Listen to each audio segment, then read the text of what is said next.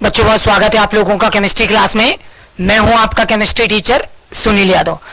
बच्चों आज एक नए टॉपिक के साथ मैं आपके साथ हूं और आज मैंने जो टॉपिक लिया है बच्चों वो टॉपिक दैनिक जीवन में रसायन। बच्चों दैनिक जीवन में उपयोग किए जाने वाले जो भी रसायन हैं, इस टॉपिक से आज मैंने आपके सामने कुछ महत्वपूर्ण प्रश्न लिए हैं और काफी बार ये एग्जाम में बच्चों आपसे पूछा भी जाता है। बच्चों सबसे पहला टॉपिक मैंने लिया है कृत्रिम मधुरक। बच्चों मैं आपको बताना चाहूंगा कि कृत्रिम मधुरक क्या होते हैं।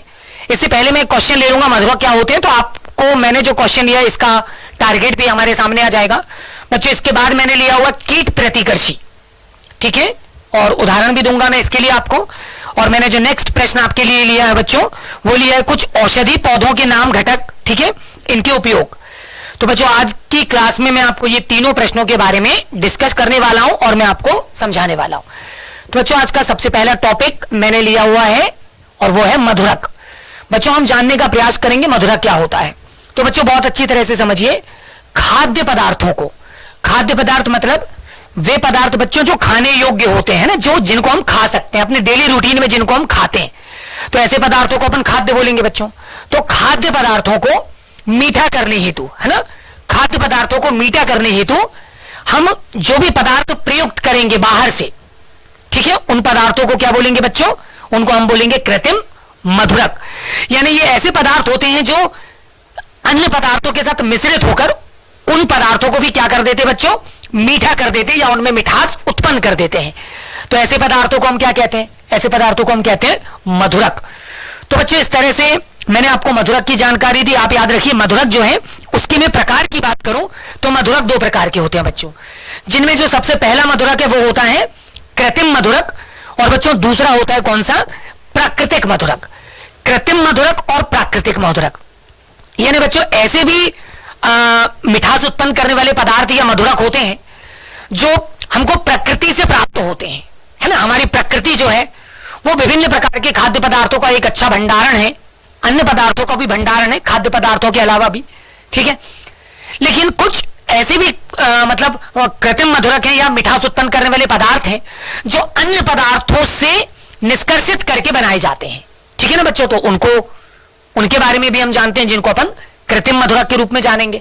तो चलिए जल्दी से देख लेते हैं बच्चों कृत्रिम मधुरक का जो स्टेटमेंट है वो क्या कहता है। तो कृत्रिम मधुरक क्या होते हैं, तो बच्चों कृत्रिम मधुरक के बारे में अगर मैं आपसे डिस्कस करूं तो मैं आपको बोल रहा हूं कि खाद्य पदार्थों को मीठा करने के लिए, खाद्य पदार्थों को मीठा करने हेतु व्यापारिक स्तर पर प्रयुक्त जैसे कि सुक्रोज, सैकरीन जैसे पदार्थ जो अन्य पदार्थों से क्या होते हैं बच्चों, बनाए जाते हैं, वो कहलाते हैं कृत्रिम मधुरक। यानी कि कृत्रिम मधुरक जो है ये कुछ ऐसे मिठास उत्पन्न करने वाले पदार्थ हैं जो अन्य पदार्थों की सहायता से संश्लेषित करके बनाए जाते हैं और फिर वो प्रयुक्त होते हैं एक मधुरक के रूप में जो अब अन्य पदार्थ में मिठास उत्पन्न करेंगे, ठीक है, उनको हम कहेंगे कृत्रिम मधुरक। कृत्रिम मधुरकों को जो बहुत मात्रा में जो प्रयोग है बच्चों वो व्यापारिक स्तर पर होता है ना, मतलब जहां पर बहुत ज्यादा मीठा उत्पन्न मतलब मीठे पदार्थ बनाए जाने का काम हो रहा होगा वहां पर इनकी जो मात्रा होगी या इनका जो प्रयोग होगा वो सबसे ज्यादा होगा। बच्चों उदाहरण के तौर पर मैंने आपके सामने रखा है जैसे एस्पार्टम, ठीक है बच्चों, ये शक्कर से 100 गुना मीठा होता है। यानी 1 ग्राम शक्कर जितने पदार्थ को मीठा करेगी,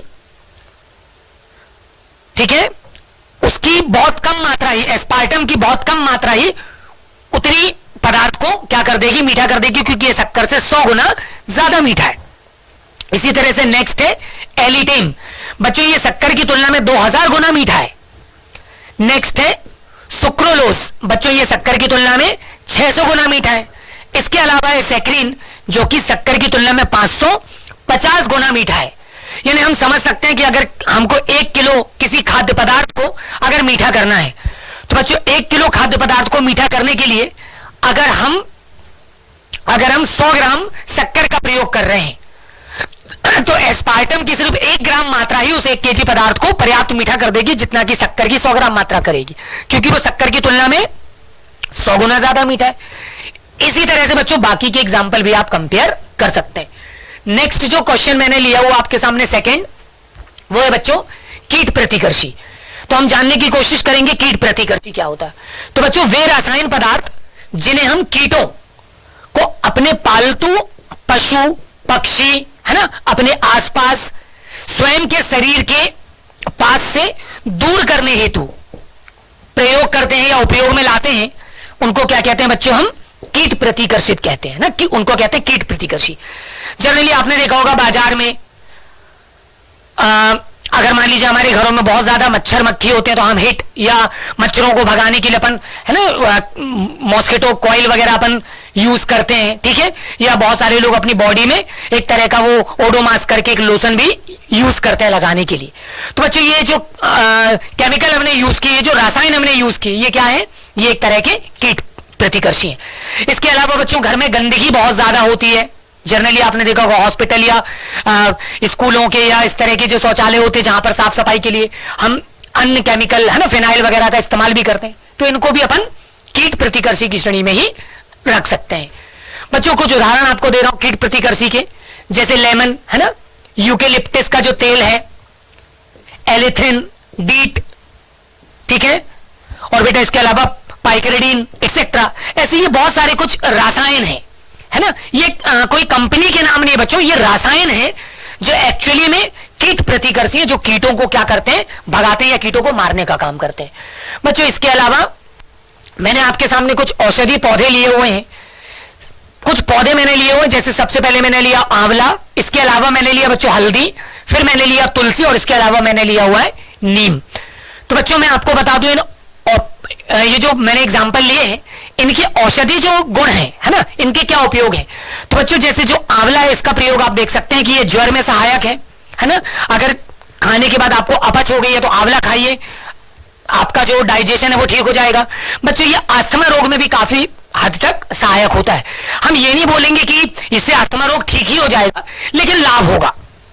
बच्चों इसके अलावा हल्दी, ये भी ज्वर में सहायक है ना, घाव भरने में सहायक है। और अगर मान लीजिए सिरदर्द या मितली जैसी कोई समस्या है ना, अचानक चक्कर आ जाना, तो बच्चों अगर हल्दी को पानी में डालकर या दूध में डालकर अगर हम कच्ची हल्दी को घोल पीस लें और उसको हम पी लें तो उससे मतलब इस तरह से हमको तत्काल राहत मिलती है। इसके अलावा बच्चों जैसे तुलसी, तो सर्दी और खांसी में सहायक है ना। अमूमन आपने देखा होगा जब बच्चे बहुत छोटे होते हैं तो छोटे बच्चे दवाई या मेडिसिन लेने में उतने पर्याप्त नहीं होते, तो बच्चों उनको उस समय पर तुलसी का जो रस है वो दिया जाना बहुत ज्यादा लाभकारी होता है। इसके अलावा बच्चों हमने जैसे बात करी नीम की, तो नीम ज्वर में सहायक है बच्चों, ये कीट प्रतिकर्षी है, त्वचा के बहुत सारे रोगों में भी ये सहायक है। तो बच्चों ये कुछ संक्षिप्त में मैंने आपको एक औषधि पौधों की जानकारी दी। इसी तरह के और भी प्रश्न अभी मैं लगातार आपके साथ लेता रहूंगा और उनके बारे में आपको जानकारी दूंगा। तो बच्चों आज के इस वीडियो में मैंने जो महत्वपूर्ण जानकारी दी, ये महत्वपूर्ण जानकारी लगातार एग्जाम में पूछी जाती रही है, तब आप लोग प्लीज इनको तैयार करिए।